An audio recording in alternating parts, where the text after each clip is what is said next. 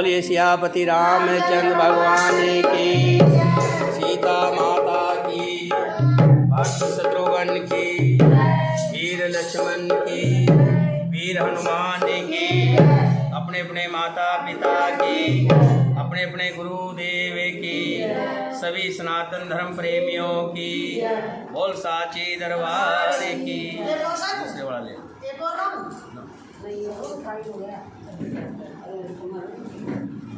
मुख पवित्र हेतु भगवान श्री राम के नाम का स्मरण करेंगे।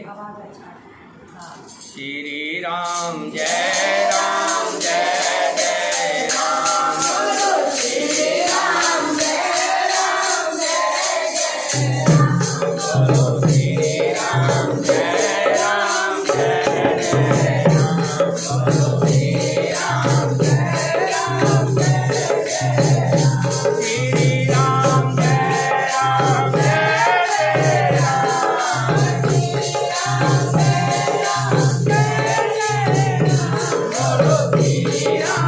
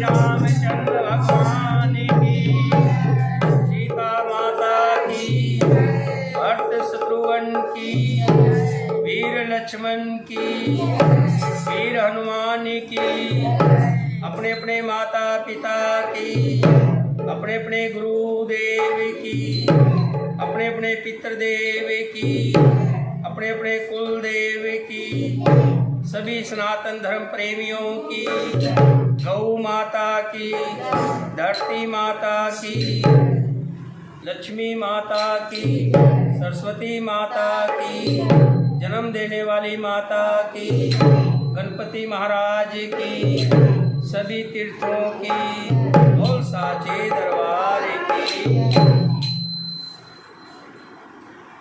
रथ हाके है राम तन, हेर हेर ही ना, देख निषाद विषाद वस, धुन शीस पछताए सियावर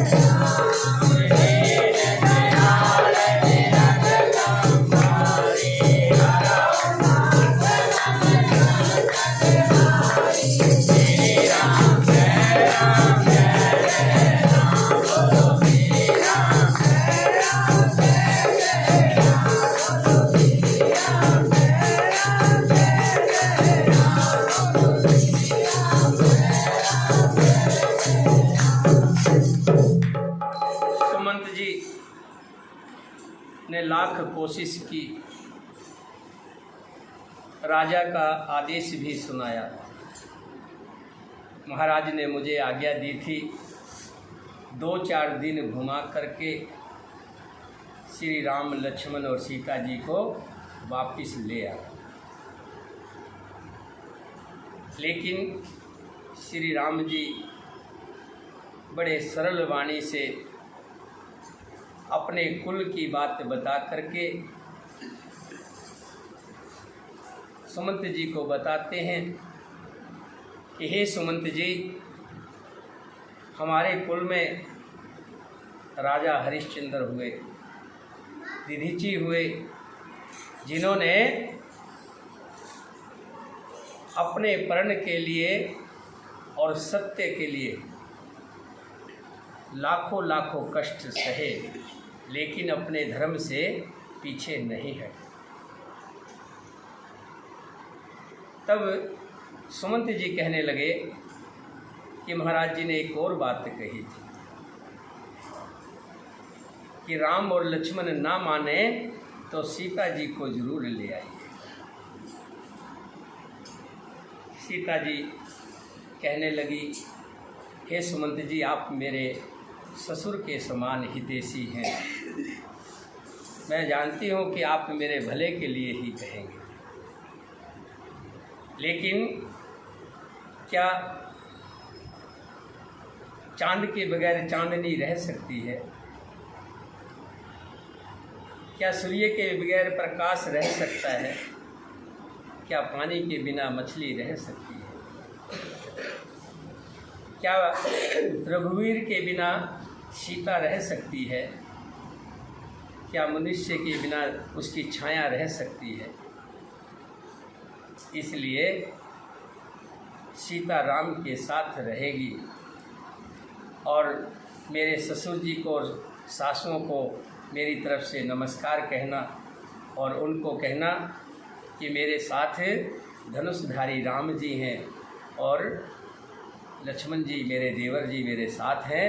उनके होते हुए मुझे किसी तरह का भी कष्ट नहीं होगा। सुमंत जी ने लाख कोशिश की लेकिन कामयाब नहीं हुए।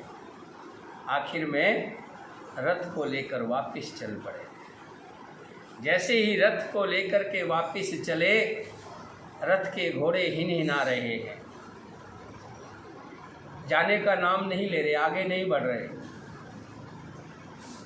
लाख कोशिश करते हाँकते हैं, आगे हाँकते हैं, फिर पीछे मुड़ जाते हैं।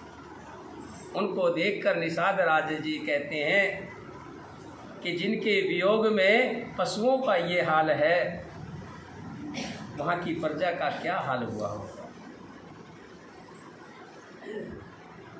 निषाद लोग विषाद के वश होकर सिर धुन धुन कर पीट पीट कर पछताते हैं। जास वियोग विकल पशु ऐसे, प्रजा मात पितु जिए कैसे।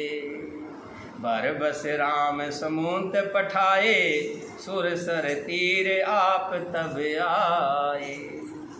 जिनके वियोग में पशु इस प्रकार व्याकुल हैं, उनके वियोग में प्रजा माता और पिता कैसे जीते रहेंगे। श्री रामचंद्र जी ने जबरदस्ती सुमंत को लौटाया। तब आप गंगा जी के तीर पर आए।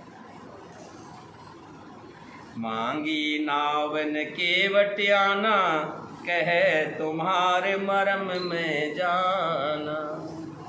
चरण कमल रज कहो सब कही, मानुष करनी मोर कुछ ऐही। गंगा के किनारे आकर के निषाद राज जी केवट को बुलाते हैं। केवट जो नाव को चलाते हैं। केवट आने के लिए मना कर देता है कि मैं नहीं आऊँगा। क्यों भाई? तुम्हारा काम है जो भी यात्री आते हैं उनको गंगा जी को पार कराना, फिर तुम मना क्यों कर रहे हो? जिसका जो कार्य होता है उसके लिए मना नहीं कर सकता ना। डॉक्टर के पास कोई वैद्य जाए और वैद्य कहे कि मैं इलाज नहीं करूँगा, तो ये डॉक्टर का धर्म नहीं है। जिसका भी जो कर्म है उसको कर्म करता है, वही उसका धर्म है। कारण पूछते हैं क्यों नहीं आओगे, तो केवट जी कहते हैं मैंने तुम्हारा मर्म जान लिया है, मैं तुम्हें जानता हूँ, मैंने तुम्हारी बहुत सी बातें सुनी हैं। तुमने अपने पाँव से पत्थर की मूर्ति को, शिला को स्त्री के रूप में बदल दिया था, और फिर मेरी नाव तो काठ की है। पत्थर तो बहुत कठोर होता है और लकड़ी तो पत्थर से कठोर नहीं है ना। अगर आपके पाँव लगने से मेरी नाव जो है स्त्री के रूप में आ गई, तो मेरी तो जो रोजगार है वो चला जाएगा। पहले ही एक पत्नी का पेट नहीं भर पाता, दो दो पत्नियां हो गई, तो उनका गुजारा कैसे करूँगा। इसलिए मैं नाव लेकर नहीं आता हूँ। और मुझे मालूम है तुम्हारे पैरों में कोई जड़ी है, कोई जादू है। तुम्हारा पैर लगते ही नाव मेरी स्त्री हो जाए। छुअत शिला भई नार सुहाई, पाहन तेन काठ कठिनाई। जिसके छूने से ही पत्थर की शिला सुंदर स्त्री हो गई, मेरी नाव तो काठ की है। काठ पत्थर से कठोर तो नहीं होता, मेरी नाव भी मुनि की स्त्री हो जाएगी। और इस प्रकार मेरी नाव उड़ जाएगी, मैं लुट जाऊंगा अथवा मेरा रोजगार का धंधा जो है रुक जाएगा। तरण मुनि धरण हो जाई, बाट पर है मोरे नाव उड़ाई। मेरे कमाने खाने की राह ही मारी जाएगी। ए प्रतिपालो सब परिवारो, नहीं जानो कुछ और कबारो।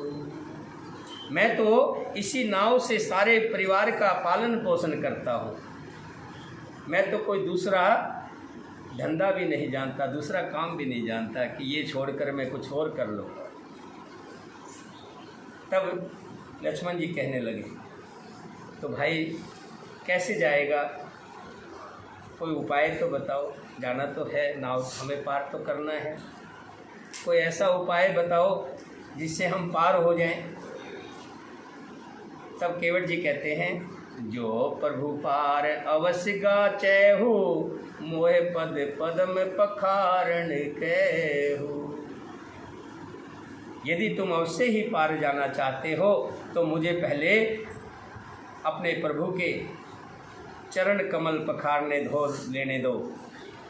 अगर मैं पहले पाँव धो लूँगा, जब इसमें कुछ जादू जो भी होगा उसको दूर कर लूँगा, तभी पार लेके जाऊँगा। पद कमल धोए चढ़ाए नावन, नाथ उतारे चहो। मोहे राम राउर आन दशरथ, शपथ सब साची कहो। बर तीर मारो लखन पे, जब लगन पाए पखार हूँ।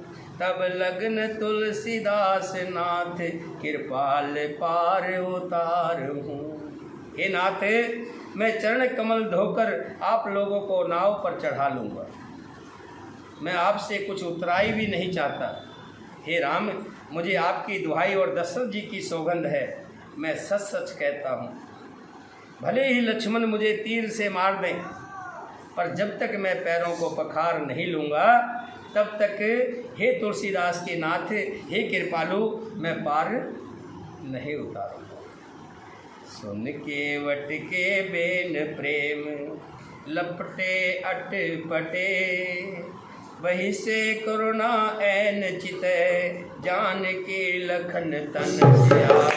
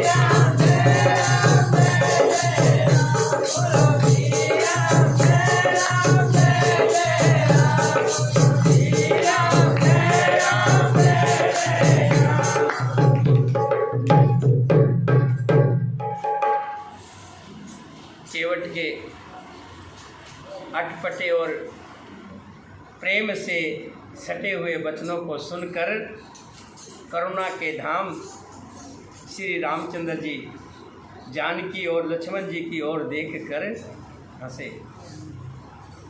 राम जी समझ गए केवट चाहता क्या है। भगत की बात भगवान समझ जाते हैं, मन के अंदर का भेद समझ गए। कृपा सिंध बोले मुस्काई, सोए करो जेहि तब नाव न जाई। भगवान श्री राम जी बोले, हे केवट, तुम वही करो जिससे तुम्हारी नाव ना जाए, तुम्हारी नाव बची रहे। बेग आन जल पाए पखारो, होत विलम उतारे हैं पारो। अब तुम जल्दी जाओ और पानी ले आओ और पाँव पखार लो, क्योंकि हमें देर हो रही है, जाना भी है। जास नाम सुमरत एक बारा, उतरे नर भव सिंध अपारा। सोई कृपाल केवट निहोरा, जेहि जग किए तो प्योते थोरा। एक बार जिसका नाम स्मरण करते ही मनुष्य अपार भव सागर से पार उतर जाते हैं। और जिन्होंने वामन अवतार में जगत को 3 पग से नाप लिया था, 3 पग तो पूरे किए भी नहीं थे, 2 ही पग में त्रिलोकी को नाप लिया था, वही कृपालु श्री राम जी गंगा से पार उतारने के लिए केवट का निहोरा कर रहे हैं, केवट से प्रार्थना कर रहे हैं। पद नख निरख देव सर हर्षि, सुन प्रभु बचन मोय मत करसी। केवट राम रजायुष पावा, पानी कठवता भर ले आवा। इसको देखकर गंगा जी को भी भ्रम हो गया कि जो भगवान भव सागर को पार कर देते हैं और अपने पार उतरने के लिए केवट का निहोरा कर रहे हैं। मन में भ्रम आ गया। लेकिन जैसे ही पद चिन्हों को देखा गंगा जी ने, तुरंत ही पहचान गई कि भगवान श्री राम जी मनुष्य रूप में अवतार लिया हुआ है, नर लीला कर रहे हैं। इससे उनका मोह नष्ट हो गया और इन चरणों का स्पर्श प्राप्त करके वो धन्य हो गई। ये विचार कर वो बड़ी खुश हुई। केवट श्री राम जी की आज्ञा पाकर कठोते में भरकर जल ले आया। अति आनंद उमग अनुरागा, चरण सरोज पखारण लागा। कठोते में पानी भरा हुआ है और भगवान श्री राम जी के पैर धो रहे हैं। कैसे? कठोते में एक पैर है, उसको पखार धो दिया। उसके बाद उस पैर को कहाँ रखे? नीचे तो बालू रेत है। उस पैर को जमीन पे ना रख के अपने हाथ पर रख दिया और दूसरे पैर को कठोते में डाल दिया धोने के लिए। अब राम जी डगमगा रहे हैं। एक पैर से, पैर कठोते में है और एक पैर हाथ में है, शरीर डगमग रहा है। राम जी ने सहारे के लिए केवट के ऊपर हाथ रखा हुआ है। गोस्वामी तुलसीदास जी कहते हैं, भगवान जान गए कि आज जब मैं, लोग कहते हैं कि भगवान सबको सहारा देते हैं, लेकिन आज वही भगवान केवट का सहारा लेकर के खड़े हैं।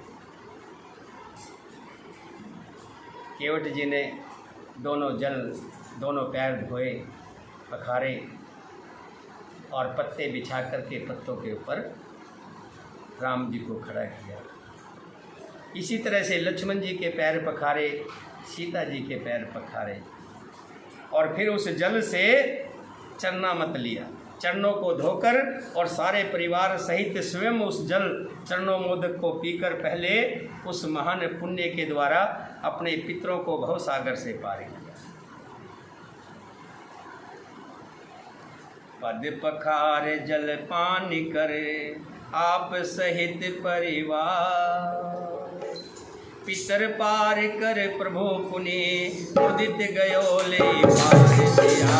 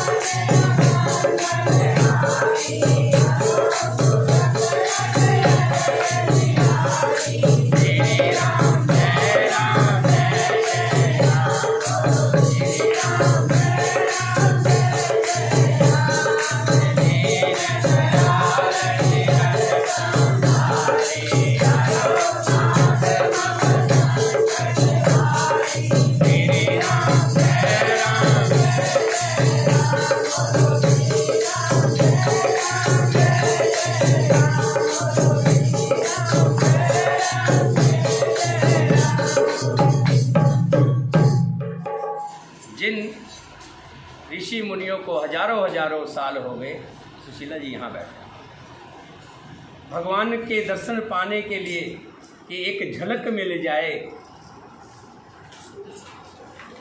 आज केवट जी उन्हीं भगवान के पांव धो रहे हैं और भगवान श्री राम जी कंधे पर हाथ रखे हुए हैं केवट के। इसको देखकर देवता भी बड़े खुश हुए और उन्होंने ऊपर से पुष्पों की वर्षा की। अति आनंद उमग अनुरागा, चरण सरोज पखारण लागा। बरस सुमन सुर सकल सिहाई, एहि मम पुण्य पूंज कोई नाही।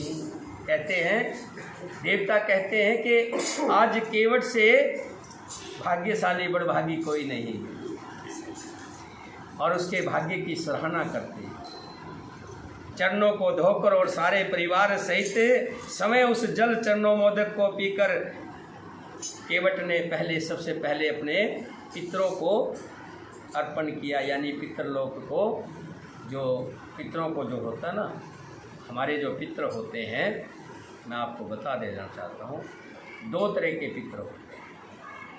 एक पितर तो वो होते हैं जिनकी संतान होती है और वो संसार से चले जाते हैं। एक पितर वो होते हैं जो निसंतान होते हैं। जैसे हमारे परिवार में कोई चाचा कवारा रह गया, ताऊ कवारा रह गया, तो कवारे होते हैं, उनकी संतान नहीं होती, लेकिन उनकी संपत्ति किसने ली? जो संपत्ति का अधिकारी होगा उसको उसका श्राद्ध कर्म करना पड़ता है।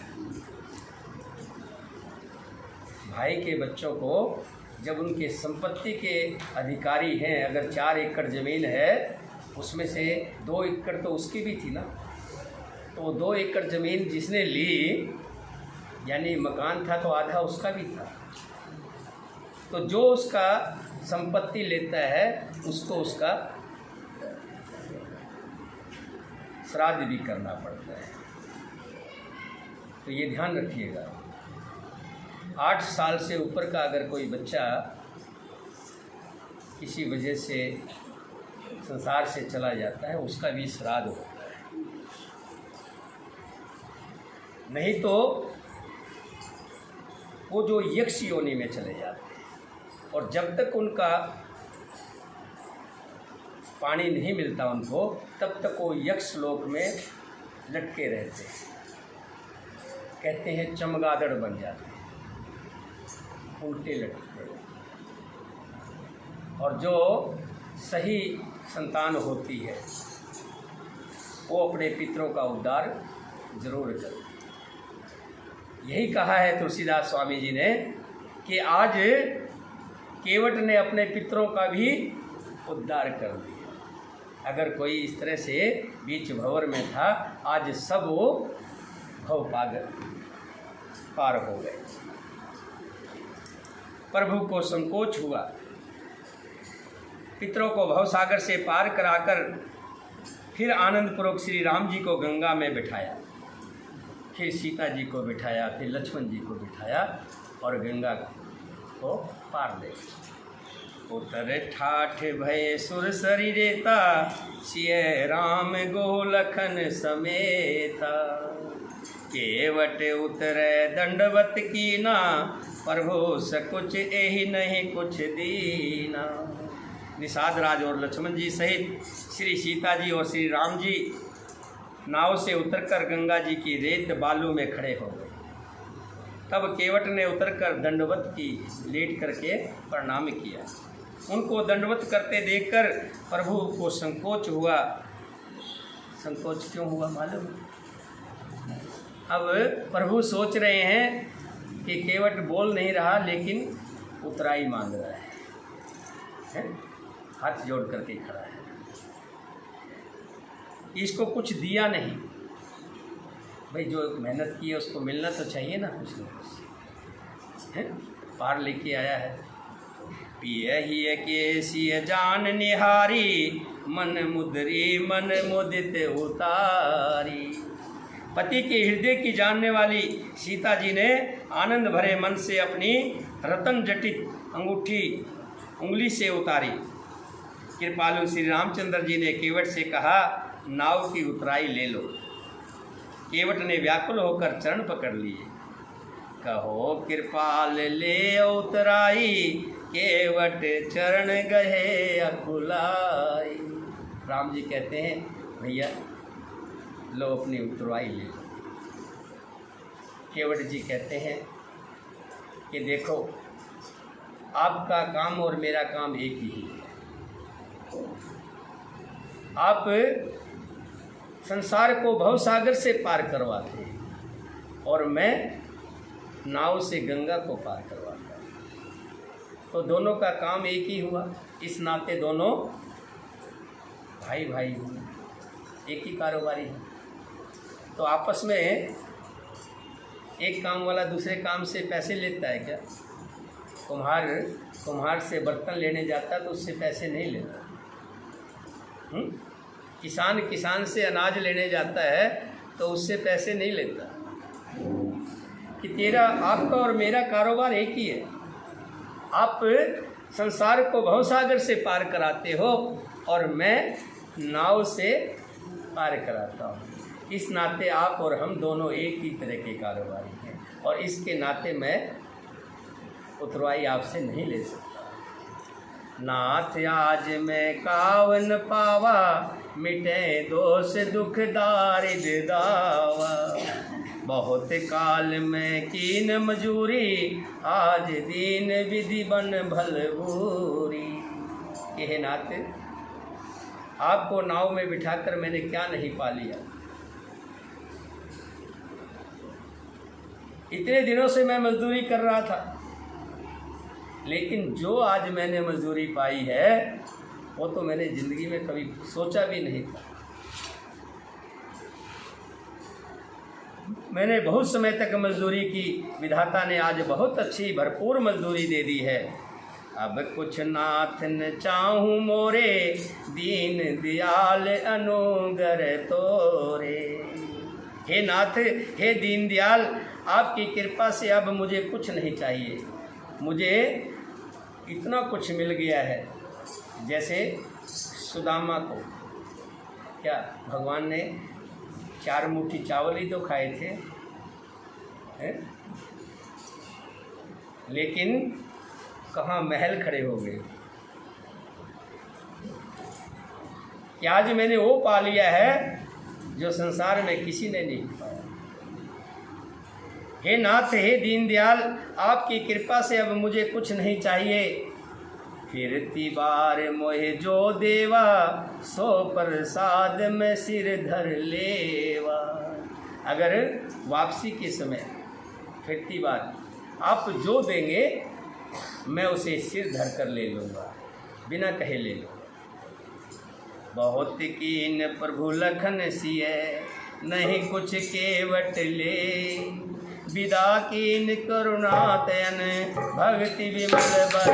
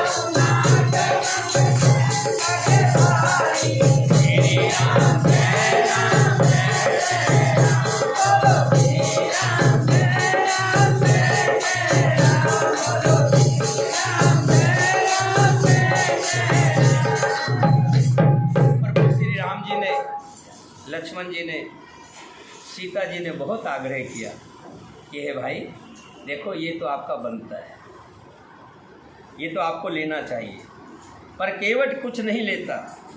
तब करुणा के धाम भगवान श्री राम जी ने निर्मल भक्ति का वरदान देकर उसे विदा किया। तब मंजन कर रघुकुल नाथा, पूजे पार्थिव नायो माथा। सिय सुर सही कहो कर जोरी, माथ मनोरथ पूरव मोरी। पति देव संग कुशल विहोरी, आई करूं जेहि पूजा तोरी। सुन सिय बिनम प्रेम रसवानी, भई तब विमल बार वर बानी। फिर रघुकुल के स्वामी श्री रामचंद्र जी ने स्नान करके पार्थिव पूजा की और शिवजी जी को सिर नवाया। सीता जी ने हाथ जोड़कर गंगा से कहा, हे माता, मेरा मनोरथ पूरा कीजिएगा, जिससे मैं पति और देवर के साथ सकुशल लौटकर तो आकर तुम्हारी पूजा करूं। सीता जी की प्रेम रस से सनी हुई विनती सुनकर तब गंगा जी के निर्मल जल से श्रेष्ठ आवाज हुई, सुन रघुवीर प्रिया विदेही, तब प्रभाव जग विदित केहि। लोकप होय विलोकत तोरे, तो इसे वह सब सिद्ध कर जोरे। हे रघुवीर की प्रीतमा, गंगा जी के पानी में से आवाज आई, सुनो, तुम्हारा प्रभाव जगत में किसे नहीं मालूम है, तुम तो जगत जननी हो। तुम्हारे कृपा दृष्टि देखते ही लोग लोकपाल हो जाते हैं। सब सिद्धियां हाथ जोड़े तुम्हारी सेवा करती हैं। तुमने जो मुझको बड़ी विनती सुनाई, ये तो मुझ पर कृपा की है और मुझे बढ़ाई दी है, जैसे राम जी ने हनुमान जी को भी बढ़ाई दी। बड़े व्यक्ति के अंदर ये खास बात होती है, अपने अधीन आने वाले जितने भी साथी होते हैं उनको बढ़ाई देते हैं, ऊंचा बनाते हैं। जिनके पास, बड़े व्यक्ति के पास कोई रह करके बड़ा नहीं बना, तो उस व्यक्ति का बड़ा होना बेकार है। किसी बड़े व्यक्ति के संग में रह करके अगर कोई व्यक्ति बड़ा नहीं बना, तो उस बड़ा होने का उसको कोई फायदा नहीं। बड़ा हुआ तो क्या हुआ, जैसे पेड़ खजूर, पंछी को छाया नहीं, फल लागे अति दूर।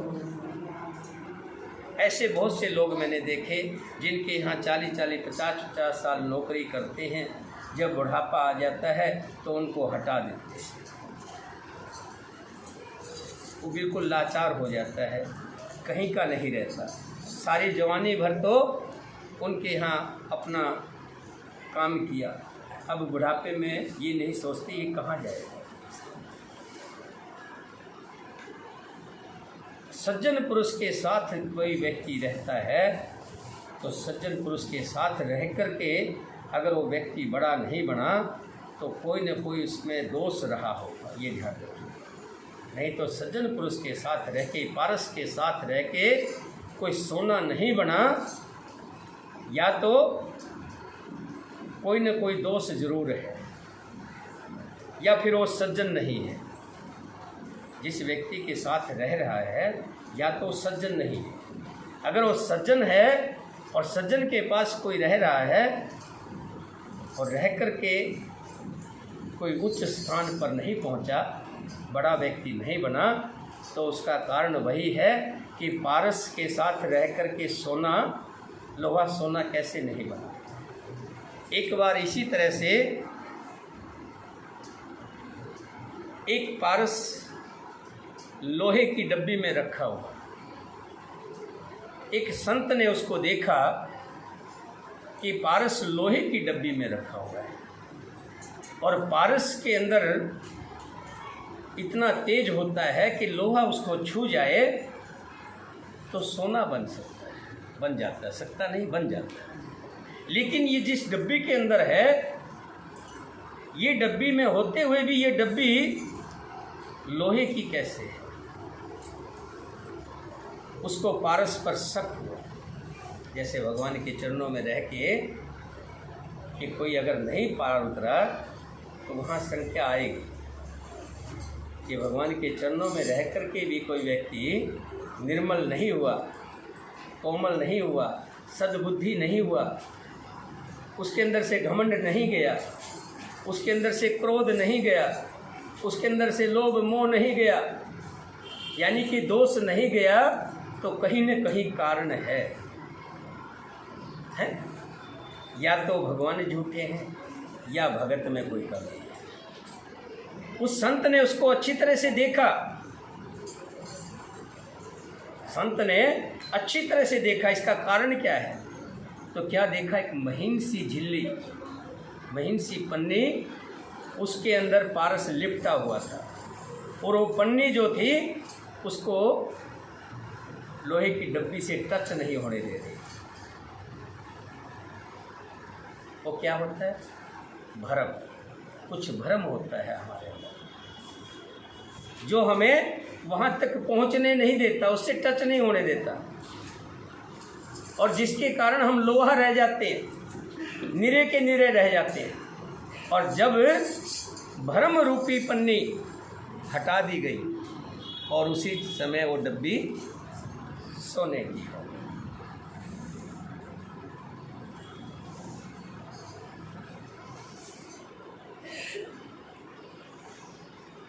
तो जो भी अगर कोई बड़ा व्यक्ति है भगवान के शरण में आया, आज केवट जी को देखते हैं।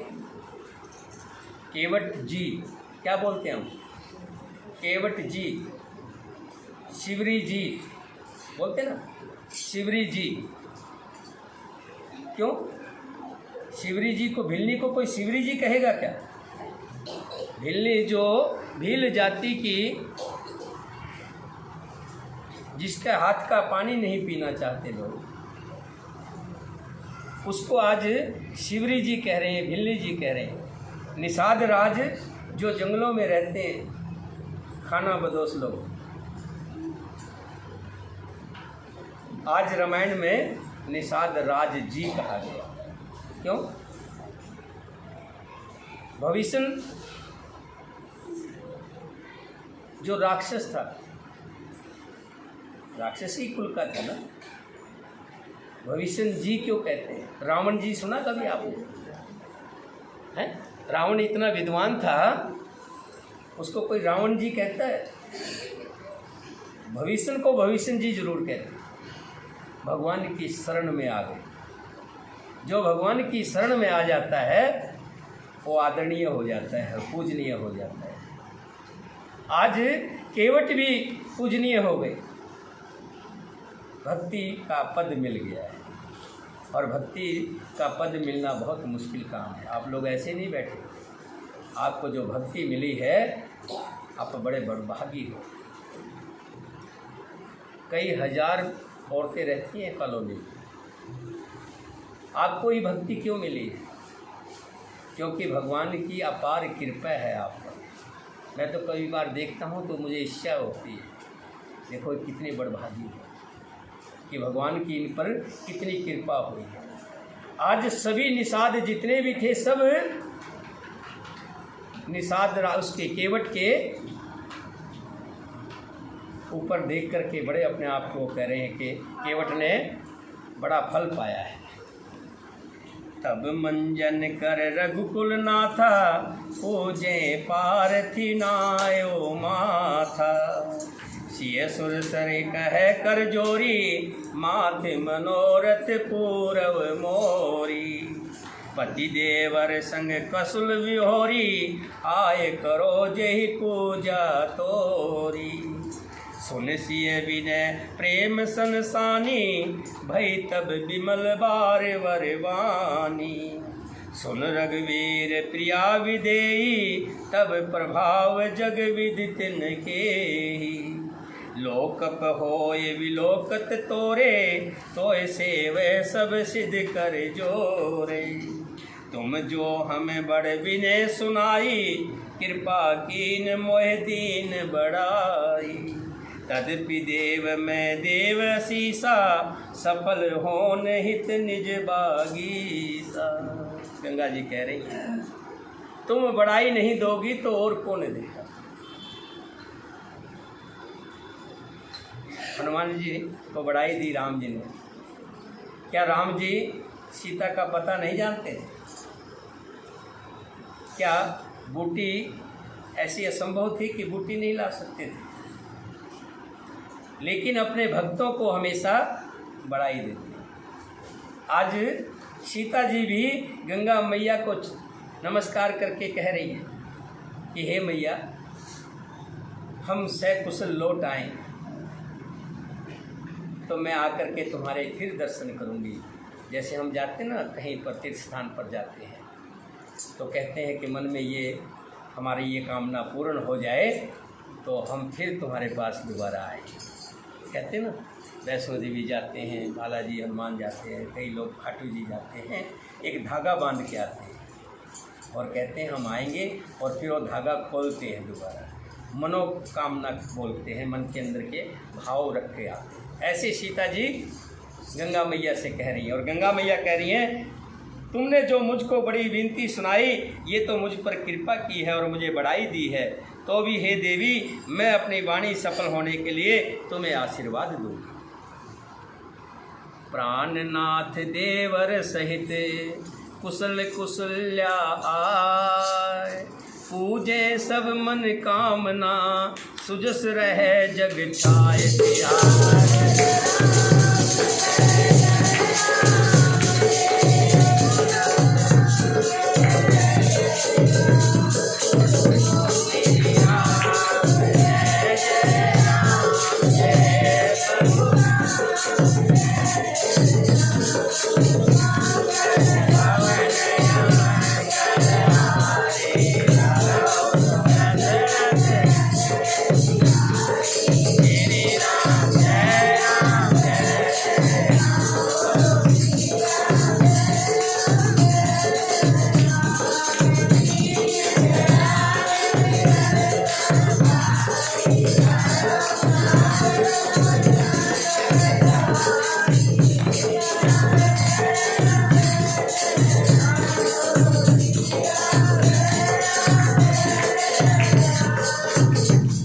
कह रही है भले ही तुम अपना असली रूप छुपा रही हो, तुम तो जगत जननी हो, साक्षात लक्ष्मी हो।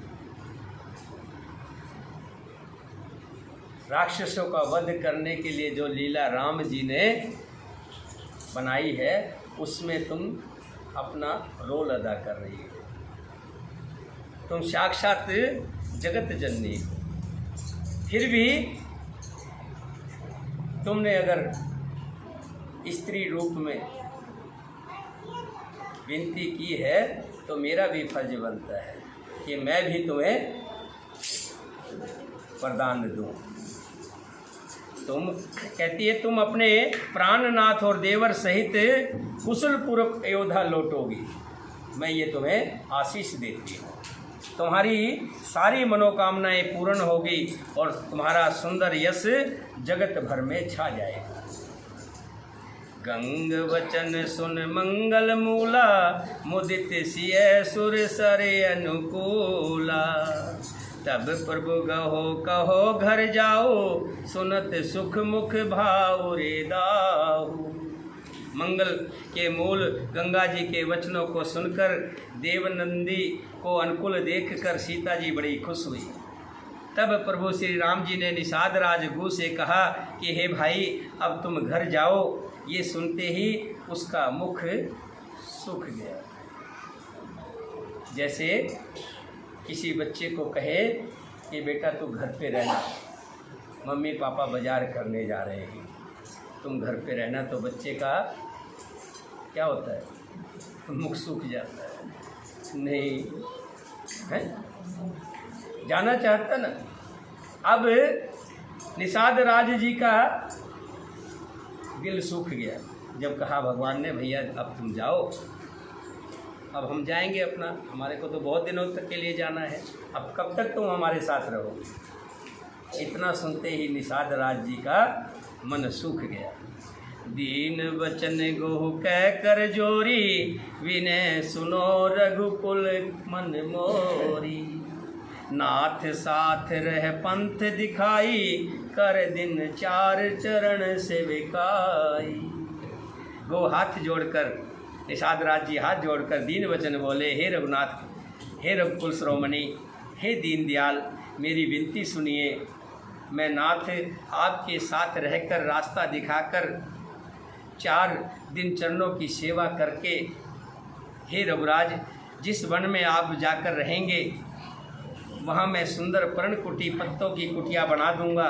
तब मुझे आप जैसी आज्ञा देंगे, मुझे रघुवीर आपकी दुहाई है, मैं वैसा ही करूँगा। है क्या कहा कि मुझे अभी मत भेजिए, कुछ दिन और आपके साथ रहूँगा, और जहाँ जहाँ रास्ता दिखाने की बात आएगी मैं आपको रास्ता दिखाता रहूँगा। किसको?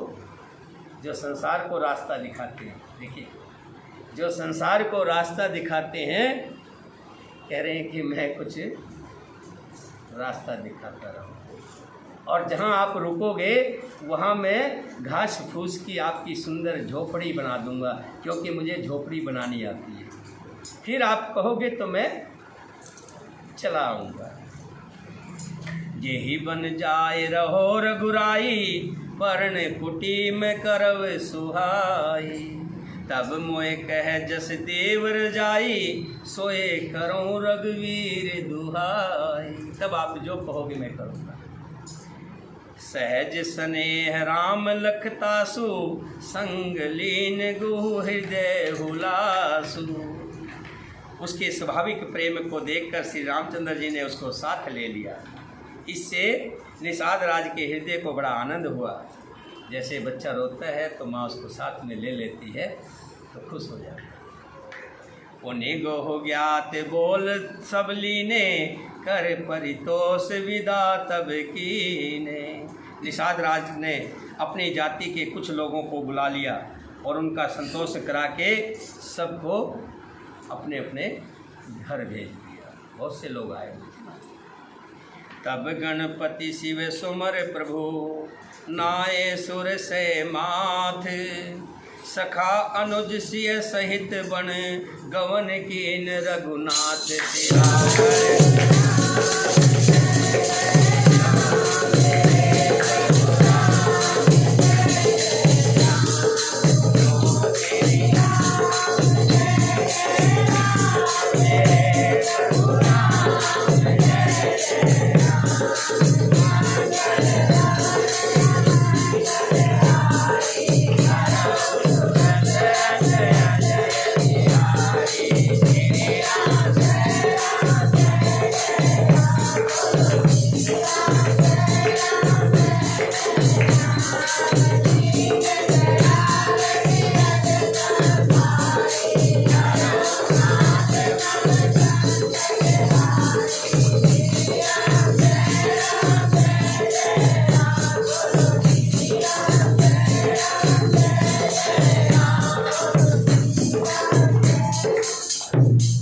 सियापति रामचंद्र भगवान की, सीता माता की, भरत शत्रुघ्न की, वीर लक्ष्मण की, वीर हनुमान की, अपने अपने माता पिता की, अपने अपने गुरुदेव की, सभी सनातन धर्म प्रेमियों की, बोल साचे दरबार की। रुक जा भाई, रुक जा भाई, अभी रुक जा।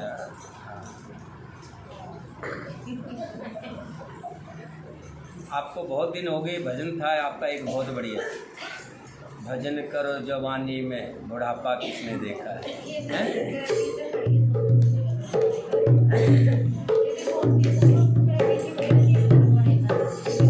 अच्छा, लो फिर आज सुना देती है। लो माइक ले लो, ये लो माइक। एक एक भजन रोज गाया करो, इससे कंठ साफ होता है। एक एक भजन रोज गाना चाहिए।